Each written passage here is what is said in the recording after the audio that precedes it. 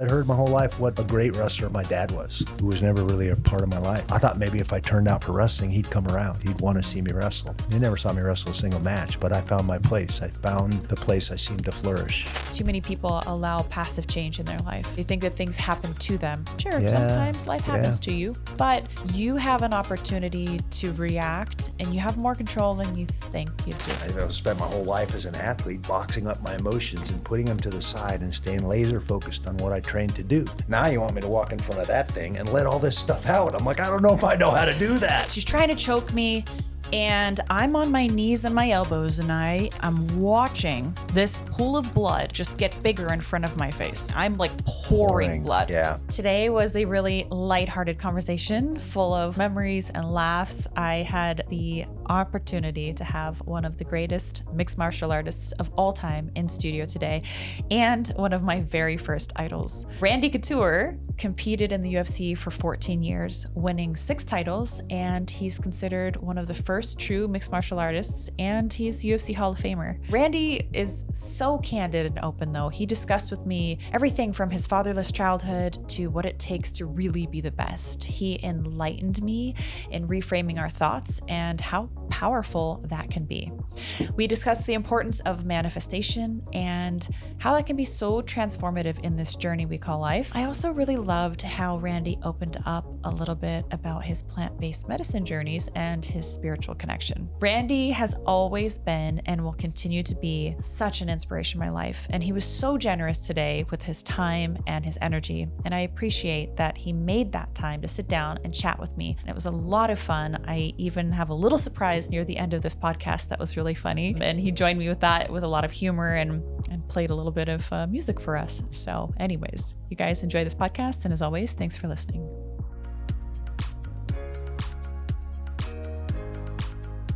I'm so excited to have you here today, Randy. I mean, we were kind of hanging out and just chatting a little bit. We were talking about the teddy bear that was, Fallis's. Yeah. I mean, you go way back. When did you meet Robert Fallis? I had started fighting in spring of 1997. I was still coaching at Oregon State University as the assistant wrestling coach, going to the local JKD gyms and jiu-jitsu gyms, trying to find partners. You know, me and Dan Henderson and Matt Linlin all started around the same time. Matt was still living in Nebraska at that time, coaching at Nebraska. Danny was down in California in Huntington Beach. And him and I and Matt had always already been wrestling on the Greco team together. And so when we all got kind of recruited by Rico Chiapparelli for Real American Wrestling Raw, the Raw team, as real wrestlers making their way into MMA. And Rico had this vision of how wrestlers would fit into the sport. And he was way ahead of his time in many ways. And so he picked up me, Matt, Danny, and Danny was coming up and training with me in Oregon at Oregon State. And we were trying to find jiu-jitsu practitioners to try and learn jiu-jitsu from. Matt was made the 2000 team for Sydney in Greco, and then was moving back to Oregon after that. He left his coaching job after the games. And that was when Team Quest kind of came on, we were looking to start our own gym, to stop running to the JKD gyms and the 24-hour fitness and the boxing gyms to find training partners and all that. There was no such thing as an MMA gym back then. And I had been going to a JKD gym in Salem, Oregon. Okay. Met Nate Corey there, and Robert Fallis was managing that JKD gym for Matt Thornton. He was also managing the one up in Portland on Martin Luther King Boulevard. And so me and Danny we were training with these guys in these JKD gyms to learn jiu-jitsu, to figure this thing out. And Robert was there managing those and became a coach and a workout partner. And that's how our relationship started. He used to tell me stories about how you guys would train in like garages or like on concrete floors at times, and then it wasn't exactly training like the way that we think of training. No. Well, back then there was no such thing as an MMA training center, as a mixed martial arts training center. Yeah. And Danny and I opened the 3rd Street Gym. We thought, wow, our lawyer at the time, Rick Franklin. Is this in Portland? Yeah, this is in Gresham, Oregon. Yeah, Gresham. East County, Portland, basically. Is that what was the name of that gym? It was called Team Quest. Team Quest. Yeah. Okay. So that's the one that I cross-trained The actual at. first gym was called Performance Quest, which Okay. is really funny. Me and Danny basically had this full-on fitness center handed to us, turnkey operation. It was already outfitted. A friend of ours was foreclosing on the old owners. It wasn't making money. He owed a bunch of back's rent. So Danny and I assumed ownership of this gym and tried to run a gym. And we realized very quickly we had no idea how to run a gym. And the gym failed. But we turned the aerobics room into a mat room and started holding MMA practice in there. And that place flourished. Everybody would come to MMA practice. Nobody was in the gym. It was crickets. And so we ended up selling off all the equipment, paying our back rent, and getting our landlord back up to where we needed him to be. And we closed that gym. That happened to coincide with Matt moving back to Oregon and opening a car dealership. Okay. USA Auto. Now, that happened to be an old garage space in the back of that car dealership that was empty. And we're closing down 3rd Street Gym, Performance Quest was what it was called. And Matt's like, why don't you guys move the mats over here and we'll start running our MMA practices instead of the aerobics room in this garage. So there's cement, nasty floor, no insulation, nothing in this place. I mean, it was cold as hell in there. But we started holding practices, threw the mats down and started holding practices there. And that became Team Quest. That was our first MMA training center. That's incredible. Well, I didn't see that one, but I remember cross training because I started learning mixed martial arts up at Yakima MMA with Rich Guerin. And then I started training over with Dennis Hallman. Right. That's when we crossed paths. That's when we crossed paths. Yeah. Because Dennis Munson and Hallman and a bunch of those guys from South Washington would come down to Team Quest and train with us. So I was in Olympia, Washington. And then that's when I started coming down to Team Quest. And that's kind of when I crossed paths with you. But actually prior to even, I think, meeting you down there and kind of crossing paths with you, I don't know if I've shared this story with you. I may have, but you were the first MMA fighter that I just idolized. You were the man that I was just like, if I were going to be great, that's how I'd want to be great. Oh, wow. And I was in college and I didn't really know about mixed martial arts. I was just a freshman in college. I had started training in mixed martial arts before I really knew what the UFC was. I just kind of by chance got invited to this mixed martial arts club sport at the college at Central Washington. They had just cut the wrestling program the year prior. Yeah. So a lot of those guys were kind of looking for something to fill that void. Not everybody got to transfer out into other programs. So we had all these leftover wrestlers there and they collaborated and they put together this mixed martial arts club sport. I didn't know what mixed martial arts was. I may have heard of the UFC, but I think it was in one ear and out the other. Just wasn't something at that time that I was following or interested in. But as I took my first fight and I began, being a part of this family, this is what I really feel like, the sport is really a family. We started watching fights and I was like, who is that Randy Couture? I was like, he is awesome. I was like, look how great he is. And I had just wrestled in high school. So I had a limited experience, but I loved wrestling. And I loved always what you brought to the table, not only with your skill set, but with your humility and just the way that you always carried yourself. Wow. So I've always admired you. And I think that it was definitely fate that had me come down here to Las Vegas of all places. At that time, it wasn't really, when I first came down here, it wasn't everything that it is today for fighting. I mean, granted, the UFC was here, but we didn't have the Performance Institute. We didn't have a lot of the things. So it was in 2013 that I came down and started training. And I want you to know too that Extreme Couture has just been such a fantastic gym. It will be my gym for life. Wow. Like I've found my home there. I love it. And it was always very open arms. There was never any kind of sexism or anything like that, which I had experienced sometimes, of course, in other gyms, when, especially at that time when, women's MMA was still, it was still being questioned. And I'm sure even today, it's still questioned, but not widely accepted. Not widely accepted.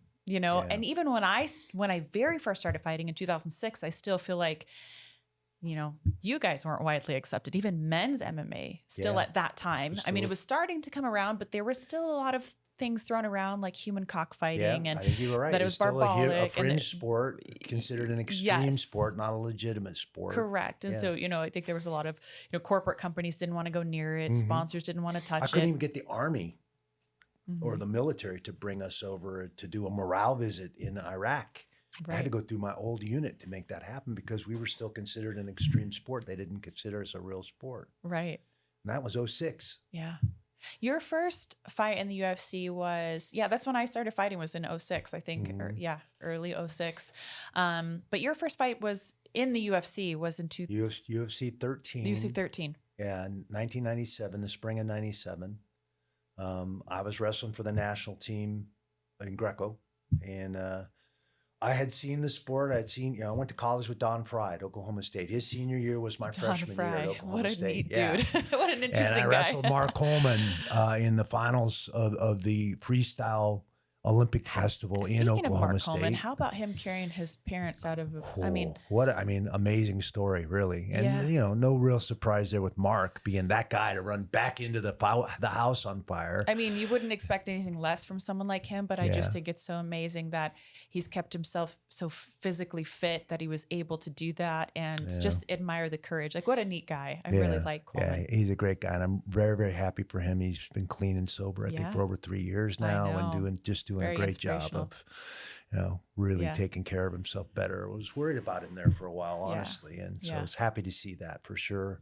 Yeah. But those were guys I knew from wrestling. So 96 December, coaching at the Vegas Invitational Tournament right here. And an old wrestling buddy came from California to watch the tournament. We ended up talking about MMA. Oh, did you see Coleman? Did you see Fry? And I was like, yeah, man, that's crazy. He's like, you should do that. And I'm like, what? No, come on. He's like, yeah, I know how to get the application. I'll get the application and I'll send it in for you. I'm like, all right. I didn't even think about it. I bet fighters wish they could just apply like that now. I mean, not that it was easy to just get in, but it was a different animal. But imagine, like, if we still had, now you have to just wait and hope for a call, like beg a manager, like, am I doing? Is anybody noticing me over here? That's true. It's true. It was a lot different back then. It really was. Very few rules. I think there were only 4 rules in the sport at that time. What were the rules? Eye gouging, biting, fish hooking, biting, and groin strikes, I think, were the only 4 rules. You could wear gloves or not wear gloves. Wear shoes, not wear shoes. That. I mean, it was the Wild Wild West back then. Yeah. It was crazy.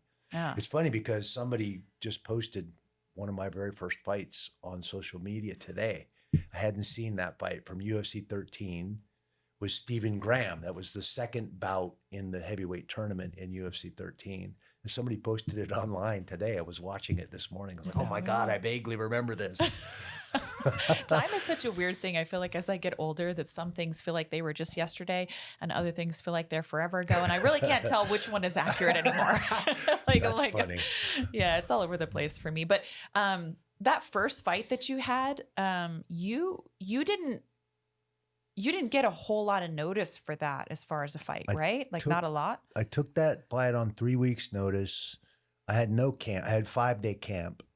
But like I said, I was getting ready to go to Puerto Rico to wrestle, represent the U.S. So I was in shape. Yeah. I was in wrestling shape. I was wrestling shape's, in my opinion, the best kind of shape. Yeah, honestly, that's true. And, but I had no clue what jiu-jitsu was. Had you done any striking training? I had done 3 weeks of boxing training when I was in the Army. I was stationed at Fort Rucker, Alabama. I was going through advanced training as an air traffic controller, and I would have done anything to get out of running in formation. So volleyball, I'm in. Sign me up. Boxing smoker, I'm in. Yeah. Sign me up. I trained for 3 weeks for that boxing smoker and then didn't get a match. So I didn't get to actually fight, but it got me out of running in formation. So I was like, hell yes, I'm in. So I did. That was the extensive boxing training they talked about. Oh my gosh. In my first UFC and UFC 13. That's so funny. Ironically, I feel like we have so many small little things in our career in common. And just because I had about 2 or 3 weeks of striking training before my first fight as well. Oh wow. Yeah. That's funny. Except I didn't have the wrestling pedigree that you had, but yeah, just very, very, very little, but I just jumped into it. I remember I was at an amateur event. It was my first live mixed martial arts event. And it's fun watching amateurs because you never know what you're going to get with those guys. Gosh, right? Yeah. They're like a couple of cats scrapping. That's true. And so I'm watching these guys and I, by the way, I had already been asked, do you want to learn striking training? I reluctantly went to this mixed martial arts club sport. So I wasn't interested in it. I wanted to wrestle. That was really kind of it. And I was like, well, okay, I'll go with you. It was my friend Rosalia. And she's like, come on, you got to go. First, I said no. I was like, I don't want to learn karate because I thought that's what I was going to learn. I was like, that's not my thing. I was like, I'm not, wearing the outfit. I'm not doing the thing. I'm not, no. Horse dance. I wear my pajamas in bed and that's it. So finally, she kept bugging me. I was like, all right, I'll go. And to my surprise, it was old wrestlers, as I had mentioned, that started this program. And so I started learning jujitsu. And on my very first day there, I learned how to choke people. And I was like, no, this is awesome. That I like. Yeah. But on the striking days, I was like, I don't want to do the striking portion. I just want to learn the ground portion. So I had literally zero desire. I was actually adverse to fighting. I was like, no way. I didn't think that it was in my character. I was just never a violent person. And I guess without understanding the sport any further, it's what most people would presume, that is a violent sport. As we were kind of mentioning, it still had that connotation of, this violent, stupid person, aggressive, barbering. Yes. Look, I'm going to come across the table and bite you or something. Right. And, so I went to these fights and I had this visceral reaction to the fights. And I just felt like I was so alive just by watching them fight. And I've always kind of had this mindset, if they can do it, I could do it too. If it was something I wanted to do. And so, when I started wrestling, I was wrestling, like mostly guys say 95% of the time. And then I watched the fights and I was like, oh my gosh, mind you, there were no women's fights on this card. But at the end of it, they made an announcement asking for female fighters because they were going to have an all-female event in 3 weeks. So they asked the audience. They were recruiting out of the audience. Wow. I mean, think about that for a second. There just wasn't enough females to fill cards back then. Yeah. So I just made my way down there and I signed up off of the adrenaline of watching these fights. And so that's when I was kind of like, I should probably learn a little bit of striking. I didn't learn much. I mean, you don't learn to be great at anything in 3 weeks. No. True story. Yeah, you don't. So very, very little experience there. But you know what? I actually lost my first fight. I went in and she was fighting this Muay Thai striker from BC. She was from Canada, or Vancouver, Canada. And she was tall and lean. Liz Posner was her name. Okay. And I took her down and I just remember almost admiring my work for a second because I had never gotten a takedown so easy in my life. And I don't mean that to discredit her, but I was just used to wrestling these monstrous guys, and she stood so tall, she was a Muay Thai stance, so real tall. And I was like, it was like slicing through warm butter. And I got her down. And I think I don't even think I remembered a punch on the ground. I mean, I was just still so much of a wrestler. She tried to throw up an armbar at one point, and I luckily I knew a basic hitchhiker, and I got out of that. And then I went back for the round, and they told me, "You remember you can punch, right?" And I was like, "Oh yeah." And I go out, I go out in the second round, and she gets me in a tie clinch, and I just had no idea how to get out of it. Oh. No idea. And back then, there was no rules, regulations. There's no amateur differences, so I'm just getting chewed up in this clinch, and one of the knees goes straight to break my nose. Oh. And just, crunched my nose. I'm pouring blood. I'm still diving at her ankles at this point. That's the only way that I know how to get out of this is through it, right? Just so I'm like diving at her ankles, and she kind of, I either slide down her body or she's kind of pushing me down. She gets on my back. She's trying to choke me, and I'm on my knees and my elbows, and I'm watching this pool of blood just get bigger in front of my face as I'm not dripping. I'm like pouring blood. Yeah. It was just such a vivid moment for me. And she couldn't get the choke in because I was really in a tight ball. And so she started hitting me, and one of them hit my ear. And I think it's the only time I've ever lost my temper in a fight. Ooh. Ever. And I got mad, and I was like, this is some bullshit. It was like, if I'm going to lose, it ain't going to be by being out wrestled. Yeah. So, I peeled the hook. I hula hooped her kind of down into the guard position. And then I just went to town, and I just beat the living daylights out of her for the last, whatever it was. I mean, I think that the rounds were 3 minutes maybe. And there was just blood all over both of us. And then but at that moment, I feel like that's when I proved to myself that I was a fighter. I don't even know if it was the question I was looking to answer, but when it presented itself, it's like, oh, I didn't know I had that in me. You answered it. Yeah. And then when I figured that out, I was like, I like that. And I want to see more of what I'm capable of. And I knew it was just a lack of preparation. It wasn't that I couldn't do well at this sport. It's just that I didn't Took it on dedicate short myself in the notice way and- that yeah. I needed to. So everyone thought that I was done fighting. They thought that I would never fight again. You know, this young 19-year-old girl in college, like she Wow. learned her lesson the hard way. Well, my face looked something like a raccoon and a lion had a baby. Like I had no indentations from my bridge of my nose to my cheeks. It was just wide and flat. And I had these giant raccoon eyes. And I remember bleeding over a trash can, and a couple people were like, "You all right?" Some people didn't know what to say to me. And my mom was just mortified. And I think my family was like, "Never again." And in my mind, I was like, I can't wait to do that better. I was like, I am not going to lose this way. So what happened after the second round was that my corner threw the towel in. Oh. Yeah. So I didn't get to go out for the third round. Aw. I know it sucked because I mean, in hindsight, it was probably good because, you know, medical bills were on me and I'm a broke college kid. You know, it's not like they had anything set up to take care of fighters. You know, it was on a reservation. It was, you know, it was a free for all. So it's all right. But it was a good learning lesson. And I went back and I dedicated myself and I won my next 6 fights and I entered a women's tournament, Bodog Hook and Shoot. Remember that? Oh, yeah. Yeah. I remember that. Sure. Remember they started having women's fights. They started. That's right. They were And really the first ones, I feel like, that kind of embraced the idea of women fighting. Strikeforce and Bodog were the first 2 organizations to start it was women's MMA. Bodog and then Strikeforce took it to that next level. Mm-hmm. Yeah. So. Yeah, Matt was doing a bunch of stuff with Bodog back then. Yep. Yeah. So that was my first experience. I think your first experience went a little better. Your first fight. It did go a little better. I had about the same amount of notice, 3 weeks notice, and really a week, 5 days. When I come back from Puerto Rico, I got out in Atlanta instead of flying all the way back to Oregon, and I spent 5 days on the ground in Atlanta with Rico Ciparelli. Went to various different jiu-jitsu schools. Some of them would let us train on their mats, but wouldn't give us any partners, wouldn't give us, you know, any instruction, which was what we were looking for. Yeah. We ended up in the Georgia State Wrestling Room in Atlanta and using their mat.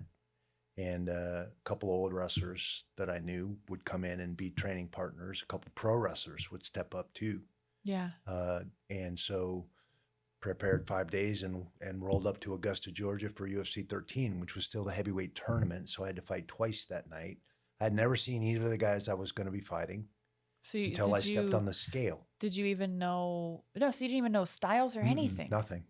Ooh, it was different back then. There was no video. Yeah. There was, it wasn't like you could study your opponent and figure out a game plan and all that. Had these guys fought in the UFC already? In any 1, 2, 3, 4? No, neither one of them had fought in the show either.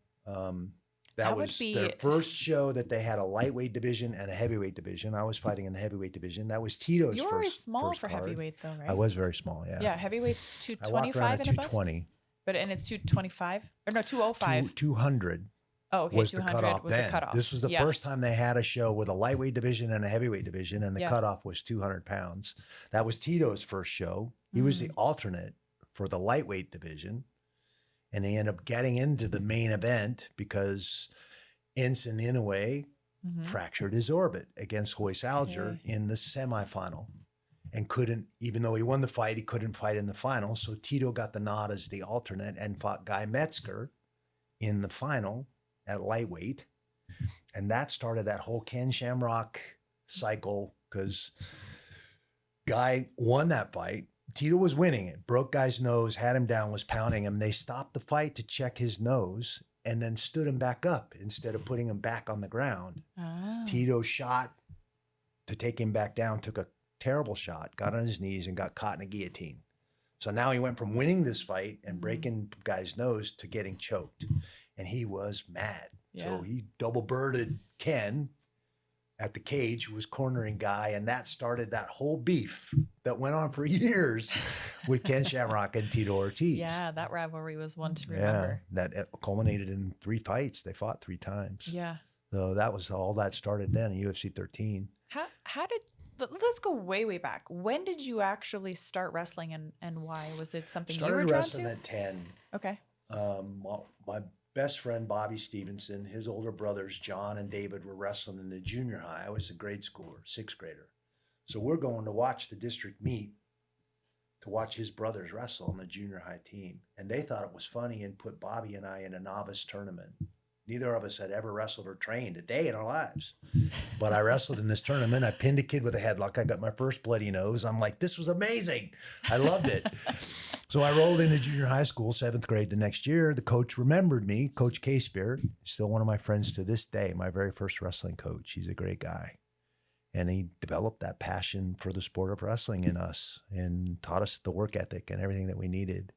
And by the time I was a 9th grader, I was a district champ and undefeated that year, and was on my way in the sport of wrestling. But I turned out because I'd heard my whole life what a great wrestler my dad was, who was never really a part of my life or around. So I thought maybe if I turned out for wrestling, he'd come around. He'd want to see me wrestle. He never saw me wrestle a single match, but I found my place. I found the place I seemed to flourish. And those coaches became very important to me. Yeah. They were the ones that gave me the kick in the butt when I was acting up, or, threw an arm around me and gave me the Dutch rub and said, it's going to be all right, kid. You're going to be fine. So they were important in my journey, kept me straight, kept me out of trouble. My mom was the rock. She put me in every sport there was. And she didn't want me to play football, but more than that, she didn't want me to box. And I was interested in boxing. And I was sneaking away to the Linwood Elks Club trying to box. And she found out. She said, I'll let you play football, but I don't want you boxing. Now she laughs about it. She's like, I should have just let you box back then. You'd have got it out of your system. Instead you made a career out of it. But yeah, it was interesting. I ended up on a wrestling mat and seemed to find my place, the place I like to be. Did your dad ever come around at any point in your life? Yeah, in my 30s, I started fighting at 33, almost 34.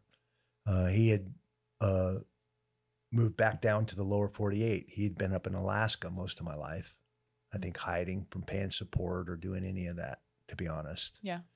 And then he finally retired from welding and doing what he was doing and moved back down to the lower 48, and we reconnected. It was a bit weird, honestly, because I literally didn't talk to him for 10 years. When I left for the service, got married, left for the service, went 6 years in the Army, 4 years in college at Oklahoma State. I didn't talk to my dad that whole time.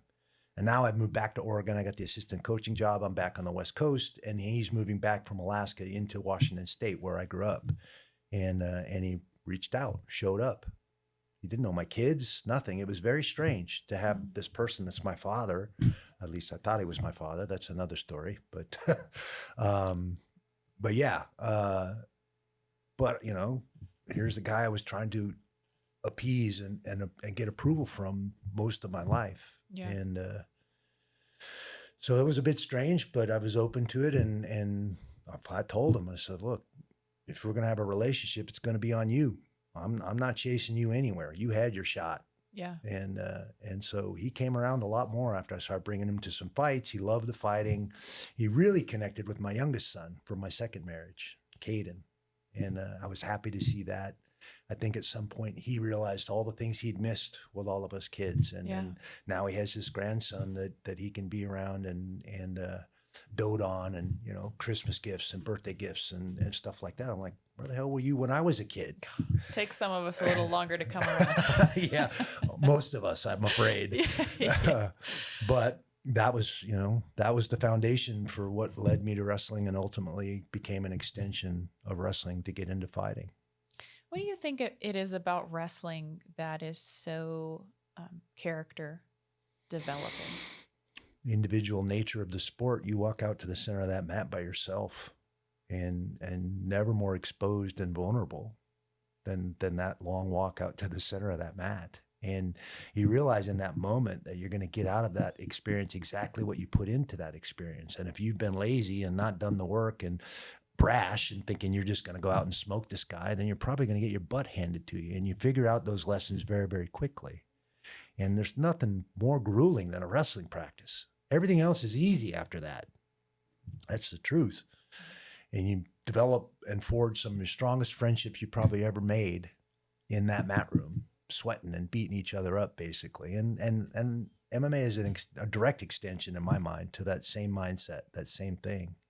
Some of my best friends are those guys that we sweat with and bleed with in the cage and on those mats at Extreme Couture. It's the same thing. Yeah. Oh. I feel like it is a different bond and friendship than any other sport that I've ever competed in. Agree 100%. There's just something about the contact, Mm-hmm. right? That, I mean, you're trying to push yourself, and you're also trying to push your partner, and you're trying to beat him up, but you're not trying to hurt him. Mm-hmm.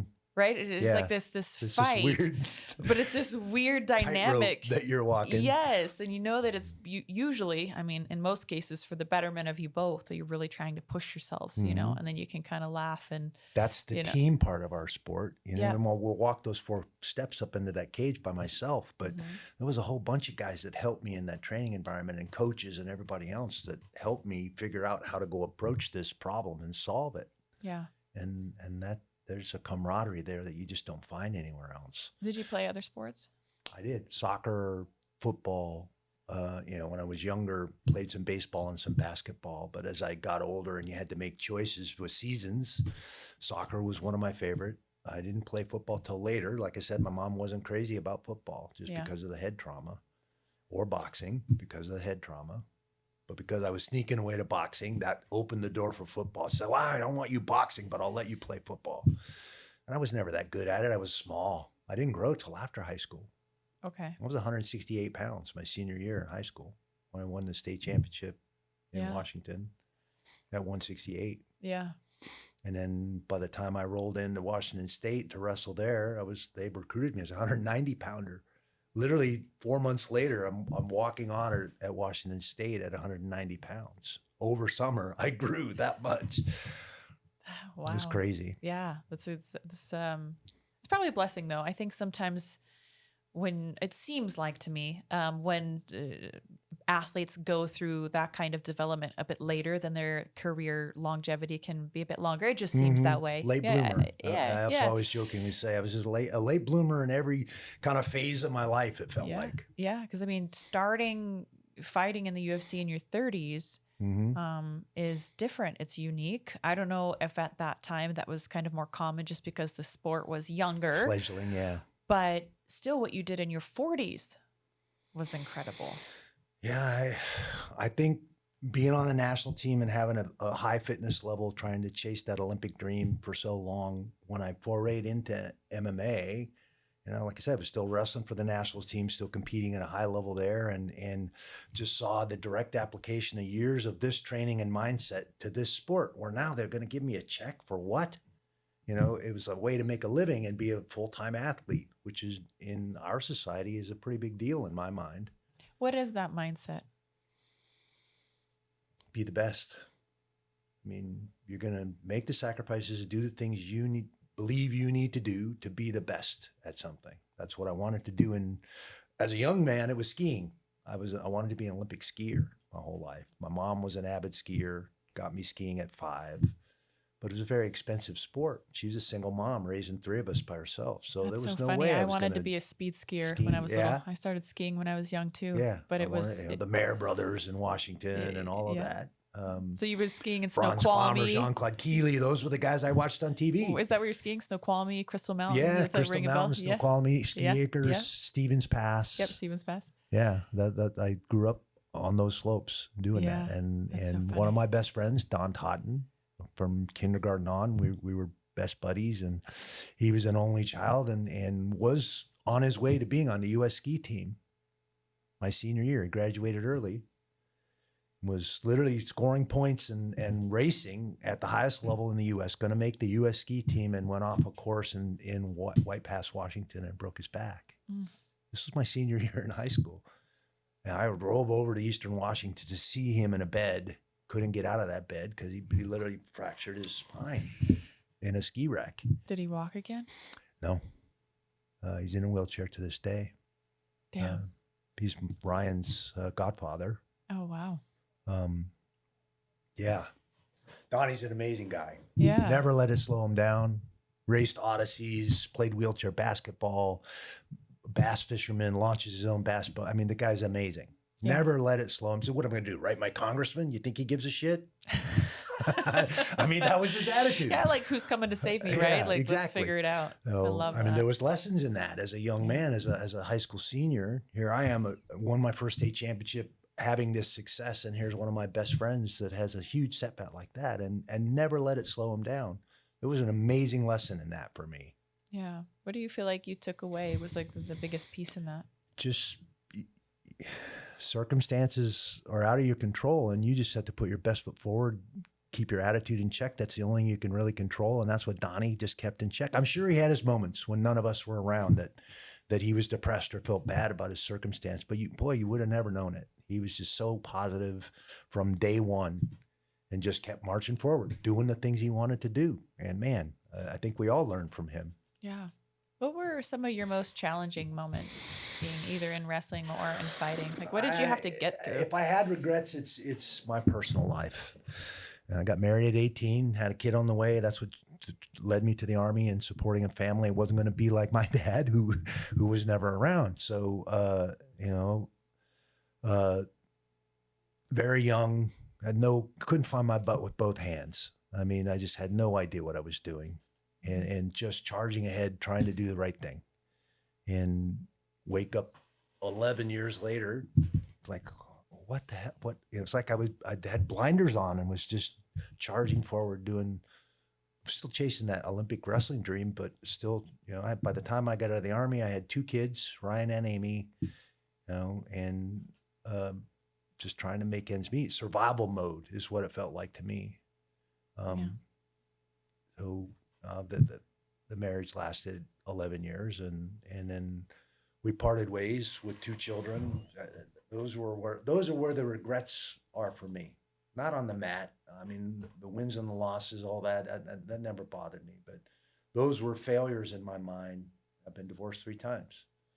It's taken a toll on my personal life. Yeah.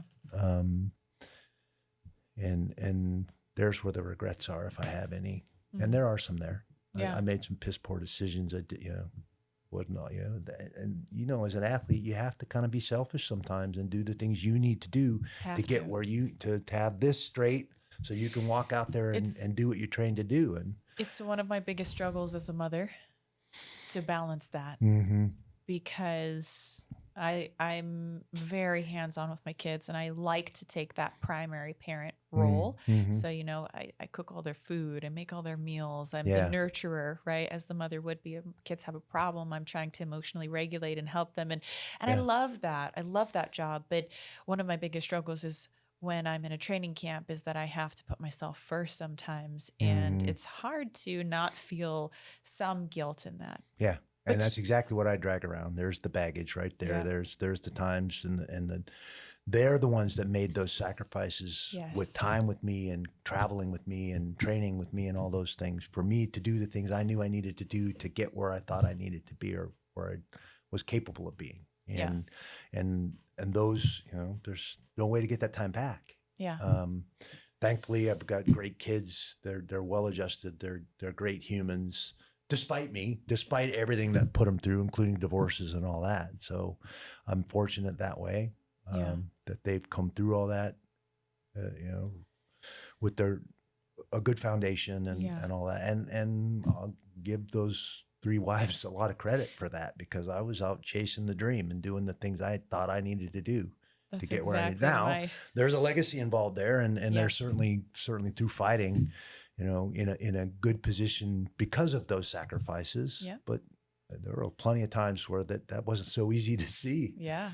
That's exactly my thoughts about Johnny, because when I say, primary parent, that doesn't diminish at all what Johnny does. It just means I put a ton of pressure on myself, and I am the one that the children turn to if they're usually if they're sick or if they're in emotional need, they know it's mom. But he's such an amazing dad, and he's at every sporting event. He takes them to and from school. He supports me in everything that I've got to do. He's there, he does all the strength and conditioning workouts with me. He's always my motivator, my support, really the backbone of the family. And that would be so hard without that support in your family dynamic or in your personal life dynamic or in your team dynamic, right? It just takes really a village, a huge team, I think, to help athletes, people be successful in that manner. Yeah, it's a challenge for sure. And those are the there's not, like I said, there's no way to get some of that time back. Yeah. And you find other ways and other times to make up for those sacrifices. I've, like I said, I have amazing children, and I feel very, very fortunate and blessed to have them and have them be the people that they are. Yeah. My youngest is a senior at Oregon State right now. Oh, wow. Okay. Yeah, Caden. Very cool. Yeah, from the second marriage. Caden, that was a name that we thought about with Daxton. We ended up naming him Daxton, but I liked Caden too. Yeah. Yeah, that's cool. Gosh, so many things we have in common. Speaking of Johnny and support and whatnot, I don't know if he knew, but he's going to start an affiliate program at Extreme Couture. So he's teaching the kids now, wrestling, but it's coming through by way of Gold Rush Wrestling. So there's like this mesh that's happened. Speaking of Ryan. Okay. Is Ryan your oldest? Ryan's my oldest. Okay. Yeah. So they've put this together where we're going to have a kids wrestling program affiliate with Gold Rush and Extreme together. It's going to be run out of. Awesome. Yes. And so Johnny's been missing coaching kids. You know, he used to coach a long time ago. He had Johnny Boy Wrestling. It's not an easy job. It's not an easy job. But it's a fun job. But it's a fun job. It's a rewarding job. And speaking of things just coming full circle, you know, I think that's been calling him. And especially now that Amaya's 6 years old and Daxton's 4 years old, they have done 3 wrestling tournaments now. Nice. And it's so neat to see their evolution. We kind of just threw them in. We were just like, let's just see what happens. Let's just throw them in. Because then maybe they'll kind of get the objective. Like they've been going to these practices, you know, and not very much. I think Daxton only had maybe 6 practices over 6 weeks before we put him in his first wrestling tournament.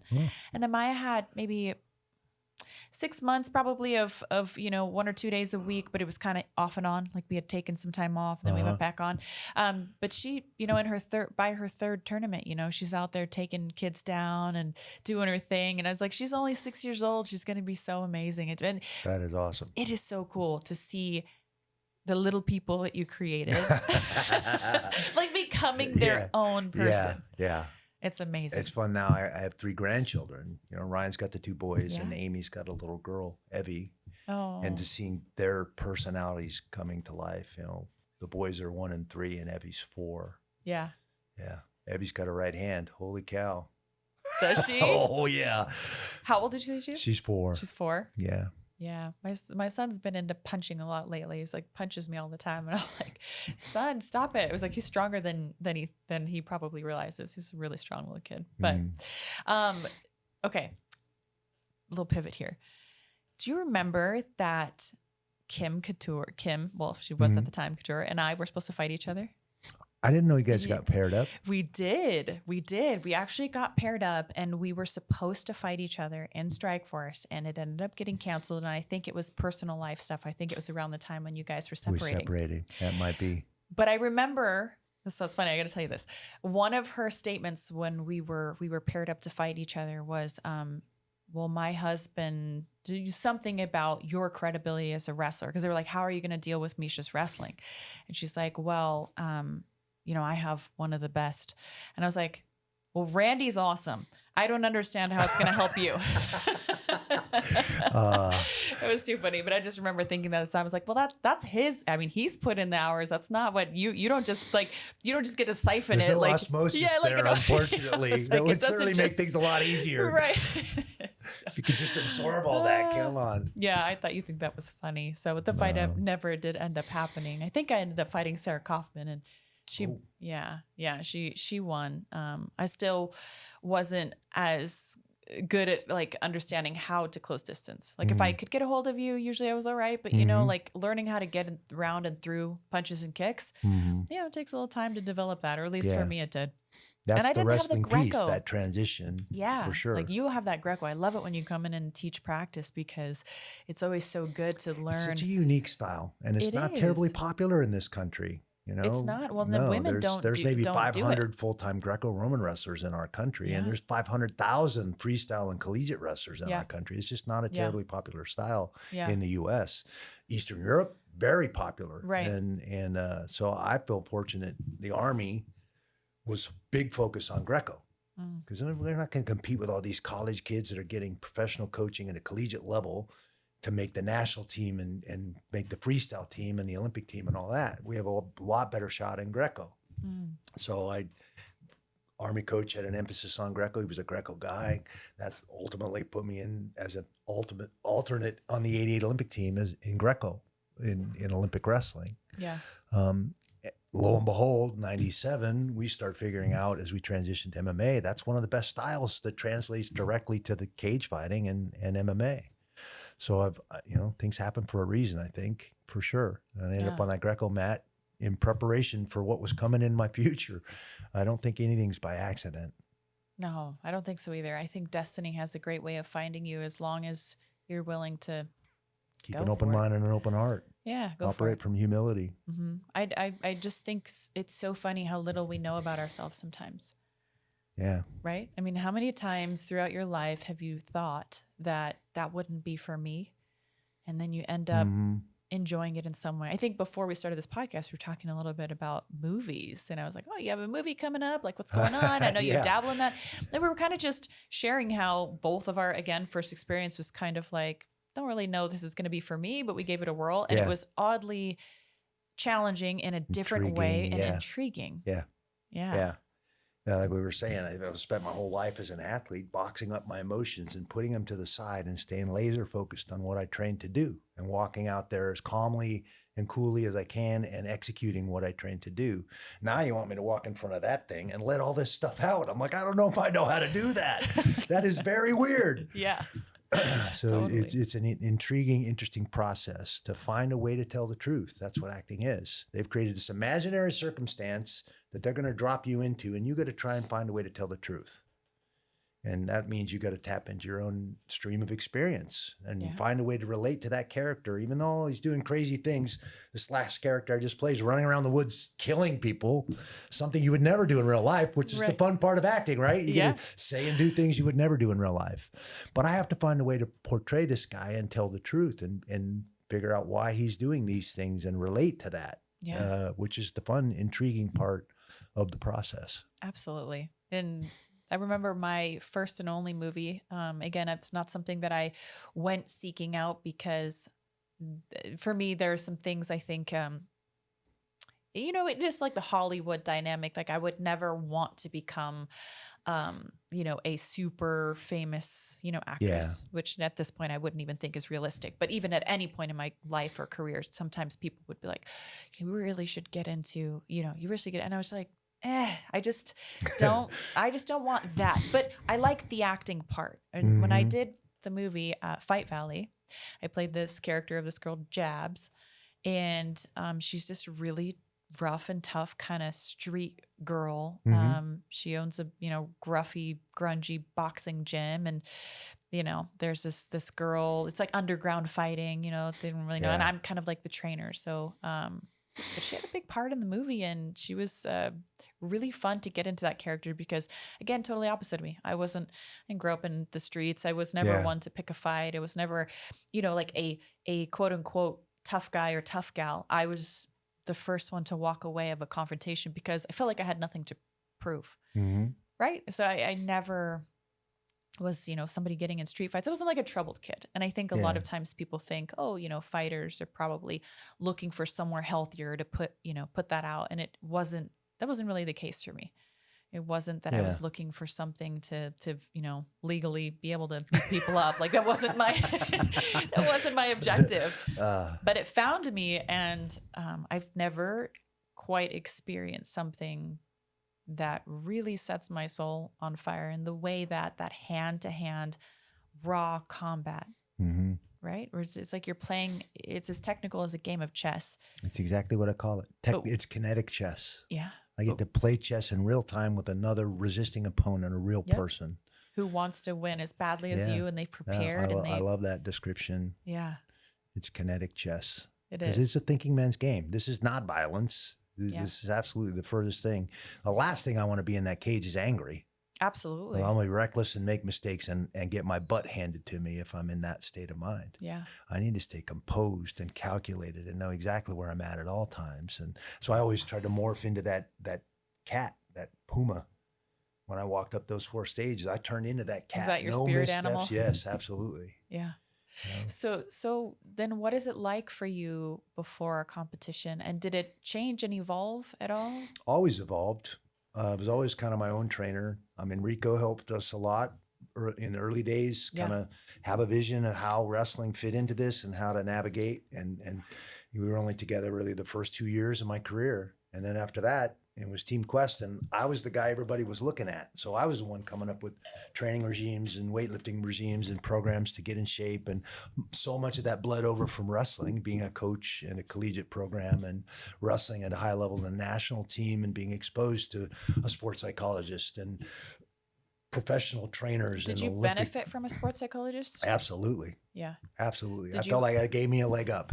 Did you have doubts? I guess I'm trying to understand and get into your psychology a little bit, because I think we all have see doubts. We see Randy on the outside, and we're like, wow, he must have it all figured out. And I think a lot of people assume that. I think people even do that and look at me like, oh, she must be so tough. She's so strong, these things. I mean, yes, I feel like I am tough and I'm strong.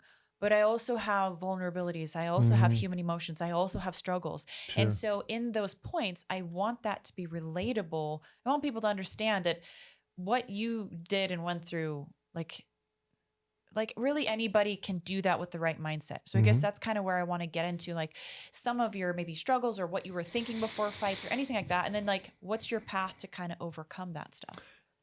Visualization became a huge tool for me. And that was something I learned through BZ Hendricks, the sports psychologist that they gave us with the Greco team. I learned a ton from him, a ton of modalities, mindset, frame, put that different frame around that same circumstance and everything changes.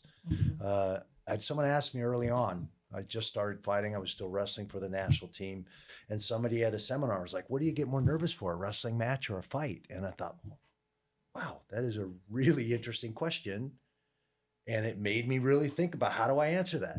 And I was way more uptight and way more nervous for a wrestling match because I'd lost in some big matches, twice in the NCAA finals, 3 Olympic trials, and especially 92 and 96, the number one guy in my weight class that everybody expected to make that Olympic team and win a medal. I'd beaten world champions. I was right there knocking on that door and managed in those final matches to come up short and lose. So psychologically, I was devastated. I just spent 4 years trying to make this team and I failed when it really counted. And that was tough. And dealing and having those modalities, those tools put in the tool belt that I developed from that sports psychologist from BZ Hendricks allowed me to get through a bunch of that and stay positive, put different frames around that. I wasn't nervous. Nervousness implies something bad is happening, something negative. And I had to be honest. If the worst thing that happens to me is I lose a fight, I'm doing pretty damn good. That's the truth. That's the truth of the matter. So putting the proper frame around the situation changes your demeanor and your attitude about it. When I say I'm nervous, then my head goes down and now bad things are happening. Yes. And when I say I'm excited, my head comes up and I'm smiling and I'm walking out of that tunnel and people think I'm a psycho because I'm smiling walking out of that tunnel, but I'm in my element. I'm now have an opportunity to show everybody what I've been sharpening, what I've been training to do. And this is my opportunity. So why would I be nervous about that? Even if I fail, I've done everything I know how to do to put myself in the best position to win this competition, to win this altercation, whatever you want to call it. I think that's so well said. So let the dust settle. And however it comes out, I know I'm going to be okay. And if I lost and came up short, then that's my opportunity to get better. That's not failure. That's my learning opportunity to get better, to make the adjustment, to change the trajectory. Because obviously, you make mistakes. That happens all the time. I don't even the fights you won. And you rarely watch those ones because you got the outcome you wanted. But you still made mistakes in those. But you damn sure watched the ones you lost because there was your opportunity to tweak things, to make things better, to come back and be better. Right. Or you sack up your bats and you never come back. Is that who you want to be? No, I don't think anybody wants to be that guy. So keep it in perspective. The sun's coming up tomorrow. The people that really matter in your life don't care whether you win or lose. They're not going anywhere. Mm-hmm. And the rest of those people that do care whether you win or lose, you need to really evaluate who's in your circle. It's actually a great opportunity to learn that. Yeah. And I think it's kind of valuable to learn that at some point because you don't need a bunch of, ticks, and leeches sucking the blood out of you. Or we get all these yes men. They're just going to tell you, What you wanna your hear. poop don't stink and you're the best. And, and guess what? You're not going to get any better either with those kind of people in your corner. You need honesty and candid evaluations of how you match up with this guy. And let's come up with a game plan and what tools do I need to sharpen to solve that problem. That guy poses a particular set of problems that I have to come up with a solution for. Yeah. And so having that team around me that are going to be honest, not going to blow smoke up behind end, and get to the nuts and bolts of doing the work to go out there and hopefully solve the problem. Yeah. That's what it's all about. That's what fighting is at its finest, problem solving. It is. Robert always used to say that nervous feeling is just your body telling you you're ready. Mm-hmm. And that's a reframe. Yeah. Right? That's that's the proper frame to put around those feelings. Yeah. Everyone's like nervous, and their head drops, and now that's a you negative begin mindset. doubting, and then like, you begin no, let I'm the not negative... nervous. I'm excited. Yes. This is my opportunity. Completely different demeanor by simply changing that one word around the frame of the exact same circumstance. Yeah. I feel like Robert was just such a brilliant person. His energy was so contagious. And, I know that I mentioned this, I think, before the podcast started, but, he was my inspiration for starting this. He'd always say that change is inevitable, but growth is not. And it's so powerful because I think too many people allow passive change in their life. They think that things happen to them. And sure, sometimes life happens to you, but you have an opportunity to react, and you have more control than you think you do. I don't think a lot of us realize how much we can manifest with this. Yep. And the proper attitude. I think we can manifest a lot more than people realize. I think so too. There's a reason why prayer works. And because, all these things is manifestation. It's a conscious created reality that we live in. And a lot of folks haven't tapped into that. They're caught up in, we want to call it the matrix or whatever you want to call it. But there's a social system here that programs us a particular way. And I think that we need to really dig in to our souls and our spirits and who we are and break away from a lot of that. You sound like someone who's done limiting. psilocybin. I've done a couple journeys. I was going to say. Yeah, I've done a couple journeys and they've been very, very enlightening and very, very interesting that all the people that do the same thing see and feel a lot of the same things. I'm getting ready to go and do an ayahuasca journey coming amazing. up. Let me know how that. Will your first time? I'm leaving on the 7th. I'm starting my journey on the 11th of February. Will be your first time? It's my first time with ayahuasca, with Aya. And I'm so interested in more plant medicines because I've done one journey with psilocybin and one with ketamine. Oh, wow. How was the ketamine? The ketamine was interesting. I didn't prefer it over psilocybin. However, it was different. You eat the mushrooms. That's how you did. And the ketamine was intravenous. So I think it was a bit stronger. And I'm more of a less is more. I don't like to take more of anything. I'll always opt for the smallest amount. I like to be more in control. And I felt like it was a bit, it was a lot, but I felt like I just went layers deeper into my consciousness. Yeah. Into places that, it was so deep that I wasn't 100% sure that this life was still my only life. Yeah. If that makes any sense. Other dimensions, the veil of reality kind of comes down. And consistently hear the same things with other people that have done journeys. I'm very excited about this ayahuasca opportunity coming up here in a few weeks. So, and I think again, it's going to open up my soul and my spirit even more and get more in touch with my higher self. And at the end of the day, I think we're all just trying to be good people and love one another and take care of each other. And I think went in the too. cage and punched people in the face, but I didn't have any animosity towards that guy. Right, absolutely. In fact, I admired that guy. He's making me do work and be better than I would have been if I had not faced that problem. I agree so much. Anytime that I have fought someone, I can genuinely say that I have never wanted to seriously injure somebody. Never, ever in my life. I am not the kind of person that if I know you are knocked out, I'm not going to hit you after the bell. Like even if the ref is not there, they tell you to, I will not. Because if I know for sure, or if I know that I'm choking you and the ref's not stopping it and I know you're out, like if I know, like I'm going to let go. It's not in my nature my nature is to competitively want to showcase a skill set Yeah. and win. I want to be dominant because that's the objective. That's That's you what I being a trained for. professional. Correct. That's you But being a I don't want professional. to shorten your career, and I don't want to make it hard for you to go home and hold your kids. You know what I mean? Like, Yeah. granted you're a parent. But now I think about things like that.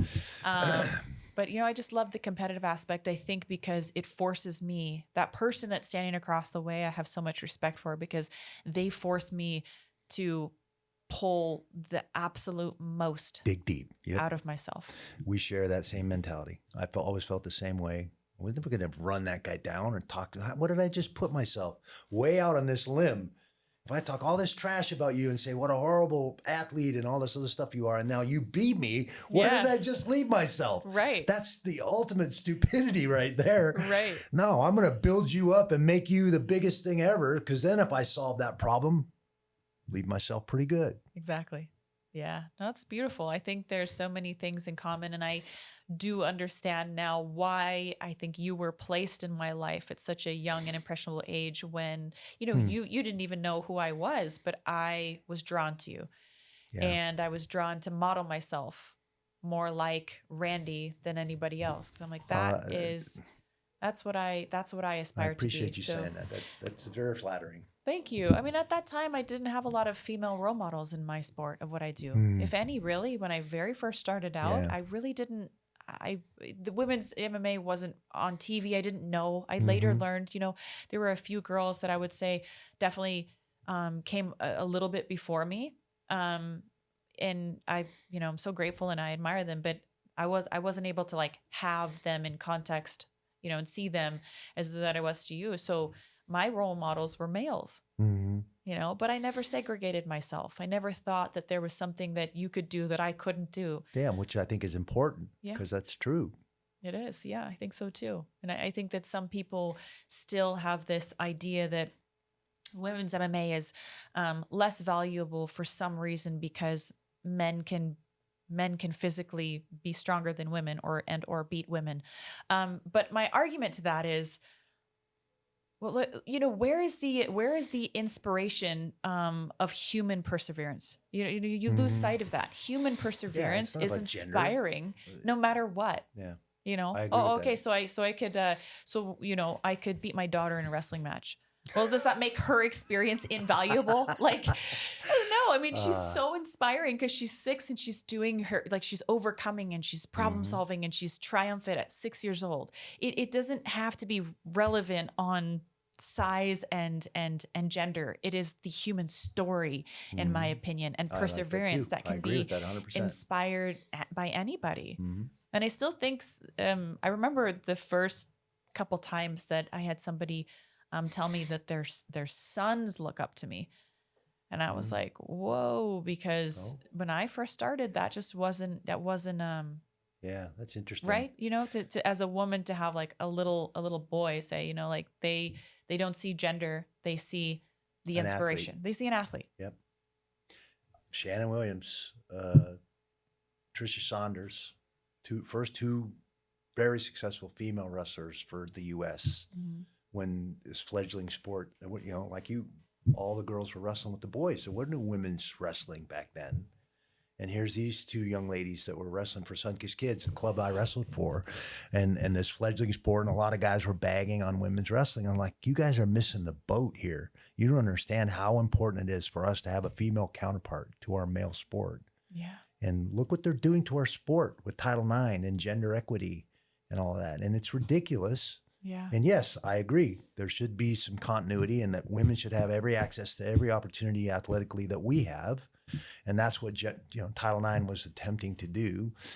Unfortunately, collegiate and administrators do the easy thing, which is cut men's sports to be in compliance with that gender equity rather than raise money to create women's sports, which is what Title IX was supposed to do. Yeah. I was always a huge advocate because of Tricia Saunders and Shannon Williams, these two young ladies that I saw that were amazingly dedicated, amazingly talented, had aspirations just like me to be an Olympic champion, to be a world champion. And how could I not respect that? I saw them at practice every day. I knew the work they were putting in. I was an advocate for that, for sure. When all of my buddies were like, what is this crap? You know, and I'm like, you guys are missing the boat here. And then obviously when that bled over to MMA, and now a bunch of these female wrestlers and judo players and so on are becoming MMA athletes. Yeah. I'm certainly going to advocate for that too, because I think having that female counterpart for our sport is very, very important and takes that political BS pressure off of us. Yeah. That's the truth of the matter. I think you look at it now and women's wrestling is what's saving men's wrestling. Absolutely correct. National championship coming in 2026 for women at the collegiate level. It's a full-blown medal sport at the Olympic level and the world championships. We're one of the top 2 programs in the world. Japan has got an amazing program. A lot of very, very tough athletes in the wrestling world coming out of Japan right now. But a lot of great countries, certainly across the board, have great women's wrestling programs. Yeah. And that's going to trickle into MMA as well. So we're going to see a lot more athletes make that transition and become professional athletes through mixed martial arts in the women's divisions. You know, I had some thoughts on Title IX. I wanted to say, you mentioned that, and I am not pro the way Title IX was executed. I think in theory, it, like you said, was a good thing, but the way that it was executed was, so piss poor. It made me mad because not as many women are interested in doing sports, and that's okay too. There's the problem with the gender equity ratio. Right. There's the gauged interest and monetary value to those collegiate programs and all of that. And the easy thing to do is to cut those men's Olympic sports, men's gymnastics, men's swimming, men's wrestling.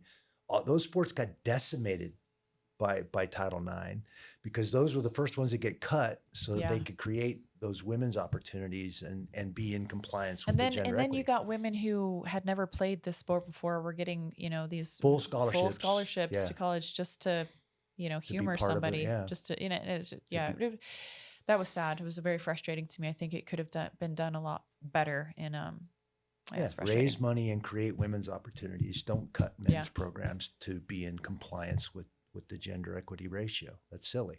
Yeah. Okay, I'm going to totally pivot here. There was a woman that I ran into at the Department of Licensing. I think her name was, I have to look it up, maybe Jennifer. But anyways, she knew you somehow, and she told me, you know, her encounters with you, and I forget the details of that. But she mentioned that you play the harmonica. Oh, yeah. Is that true? I taught myself. I was on set for Expendables 3, which was a 3-month process. I spent 3 months in Bulgaria working on that film. And you know how films are. You spend a lot of time sitting around waiting for the next setup. I mean, inordinate amount of time sitting around. You don't spend nearly that amount of time in front of the camera actually doing your job. You know, some very famous actors say, oh, they don't pay me to act. They pay me to wait. Yeah. That's what they're actually paying me for. I would act for free, but all that waiting around, no, you're going to pay me for that. But I was bored out of my mind going through my backpack, cleaning it out literally in my trailer on Expendables, and found a harmonica that somebody had bought me as a Christmas gift. And I forgot it was even in there. So I just thought, well, I'm going to start playing this thing every day. So I'm sitting in my trailer, pulling up YouTube videos and just start playing this harmonica. Well, by the end of the movie, I wore the harmonica out and I'm actually starting to learn and play okay. And I was intrigued by it. So I've just started. And then, of course, getting to know, being a public person, getting to know some of these country stars, through my foundation, who performed for my veteran foundation. Oh, you brought a harmonica? Look at that. Would you? Oh my God. Come on. Look Give us a little tune in closing. closing. Where did you get this? I just bought it on Amazon. You bought it. Oh my God. Free blues.